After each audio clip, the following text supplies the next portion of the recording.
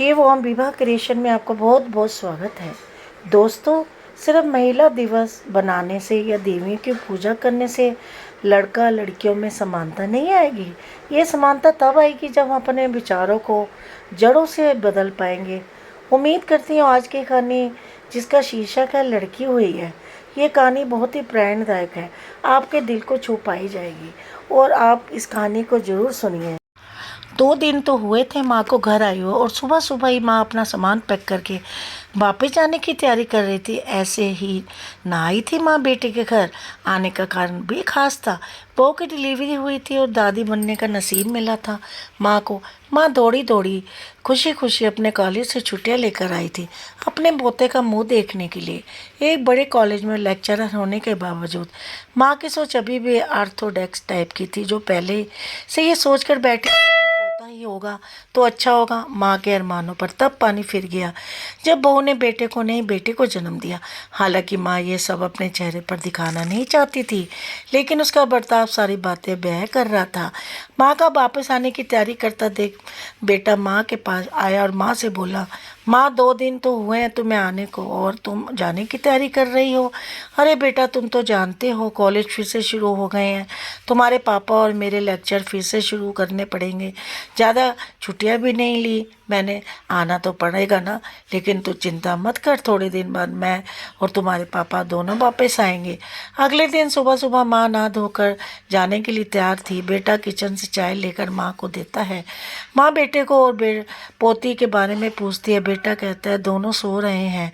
माँ बेटे से कहती है, खुशी की बात है बेटा, तेरे यहाँ लक्ष्मी ने जन्म लिया है, लेकिन मेरी नानी तो अब तुम और बहू मिलकर एक और बच्चा प्लान कर लो ताकि मेरी फैमिली पूरी हो जाए। हो सकता है मेरी बातें तुम्हें पुराने ज़माने की लगे, लेकिन थोड़ा प्रैक्टिस कर सोचो।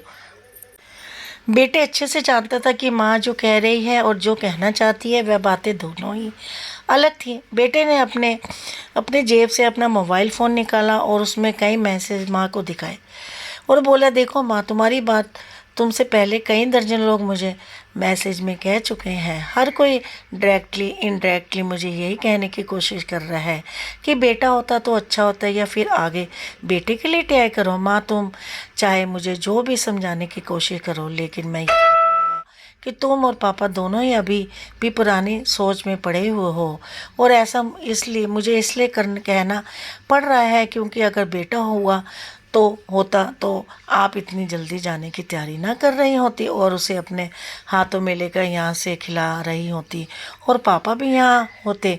21वीं सदी में जी रहे हैं हम, फिर भी ऐसी मानता है, और आप दोनों में मुझे उम्मीद ना दी थी। आप हज़ारों बच्चों को लेक्चर देते हो और कोई इस तरह के विचार रखते हो। अगर आप ऐसा मानते हो कि बेटा और बेटी दोनों होंगे तभी फैमिली कंप्लीट होगी, तो मेरे एक सवाल का जवाब दीजिए कि मैं अकेला क्यों हूँ, मुझे कोई बहन क्यों नहीं। माँ के पास बेटे के सवालों को कोई जवाब ना था। वो अपनी नज़रें झुकाए वहाँ से चली गई। बेटा अपनी माँ से बहुत प्यार करता था, वह बिल्कुल उसका अपमान करना नहीं चाहता था, लेकिन गलत विचारों का समर्थन करना भी उसे ठीक नहीं लगा। ये सारी बातें बहू ने भी सुन ली थी।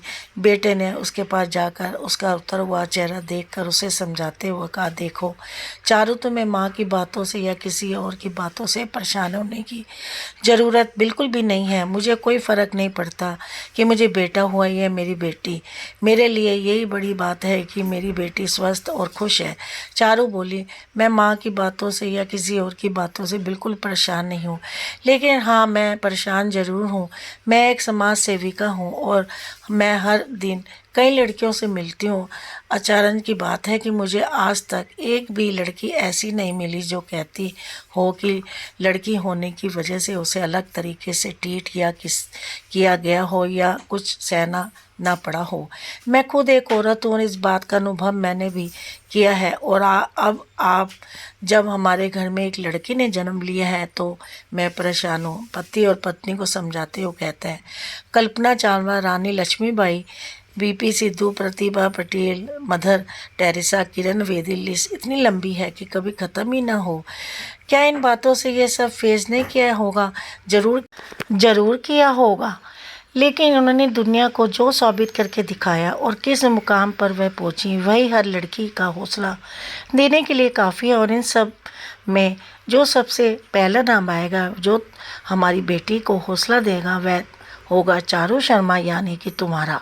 हमारी बेटी की हिम्मत और ताकत बनोगी तुम। दोस्तों, कहानी कैसी लगी आप मुझे बताइएगा कमेंट्स करके।